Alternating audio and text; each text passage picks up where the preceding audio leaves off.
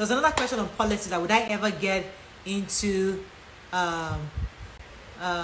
politics? I don't know. I honestly, I don't know. Politics, I don't know. I don't know. I personally feel that some of us must stay on this side of town. We don't all have to go to the politicians. I really am comfortable being on this side. I'm really comfortable being on this side. My husband has warned me never to say never. So, but left to me, was my husband has said, never say never. We just don't talk about that. So, as of today, I'm your view. I'm on the side of the people, and that's where I am. Why can I say YK is off the hook? I mean, YK is amazing. YK is amazing. That's what I mean. Say off the hook. Off the hook means she's amazing. Thank you, Jari. Who is this person? Correct. Not that she's off the show. It means that she's amazing. That's what I meant. YK is on the show. So I think that's pretty much it. I think we can wrap up on this. Let me not go and yarn something else. I think there's no other question. Let me see. There's some people writing questions here. Let me check. 1 second. Do you check your husband's phone? Do I check my husband's phone? Absolutely.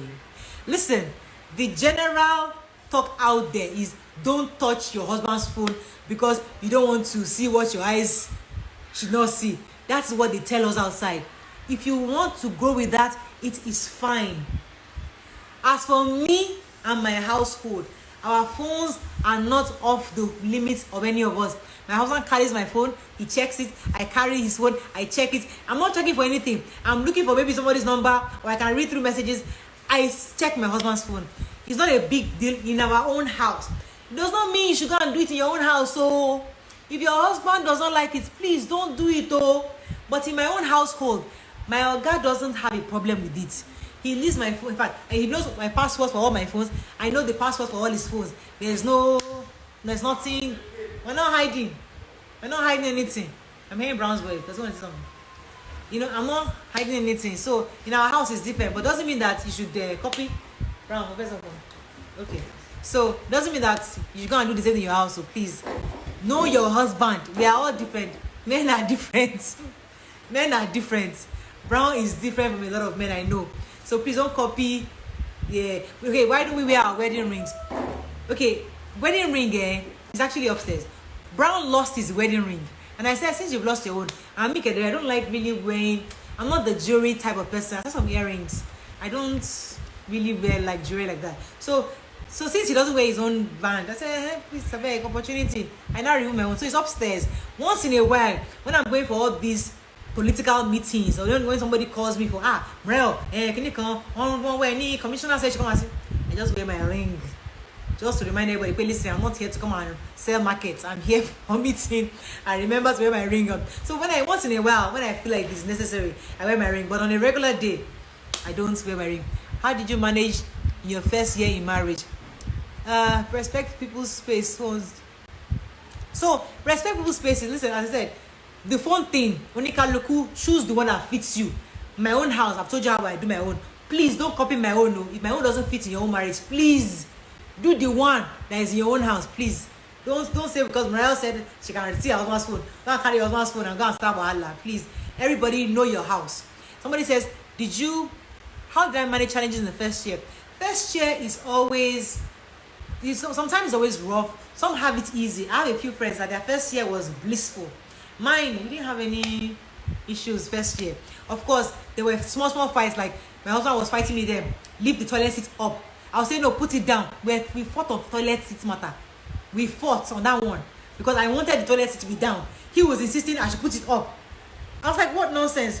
Put it, But right now, we are used to when you can look where you're ready to wee. Put it down. You want to do man's own. Pull it up. We have accepted.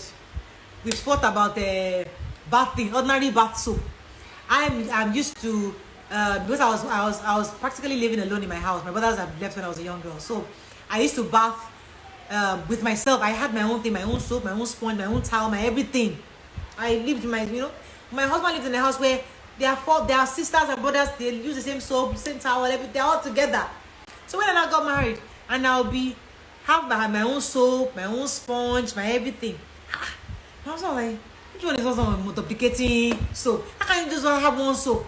I was saying, no, I want my own soap. He used to get irritated. Why are you having your soap? Can't we not use the same soap? I didn't want to use, I'm sorry, I don't want to use your soap. I want to use my soap. We fought about soap. He fought because he was insisting I must not open a new soap. And I said, I must have my own soap. We fought. As of today, we are sharing the same soap. I have simply come to accept the fact that, listen, in this life, I just say, she used to use the same soap. No problem. We are now using the same soap. So we all just have to bend, because again, it's the head of the family. If the head of the family is insisting that we must use one soap, no problem. I'm not going to come and break the house because you want to insist on my soap. So little fights like that will happen the first year. They're tiny, but because of peace, you submit.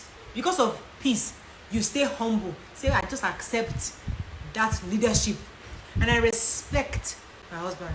I respect his views. I respect him as a person because he's smart, he's knowledgeable, he has a kind of a native intelligence. He knows more than me. He has brain. So I listen. Even though I feel like I know. When he's talking, I step aside. I say, let me hear what this guy has to say. I might not agree, but because I trust where it's coming from, I step aside. And I also see that another thing that helped me is that I saw how his own sisters respect him. His siblings, they respect him. So I'm thinking his sister is like a doctor. She's medical doctor, PhD holder. His sister, the other sister too, she's also a PhD holder. These are educated people. And when they're talking to their brother, they are talking to him with respect. So when me and won't start talking to him with respect, these ladies they are smart, they're intelligent, they are educated, they are these are people who are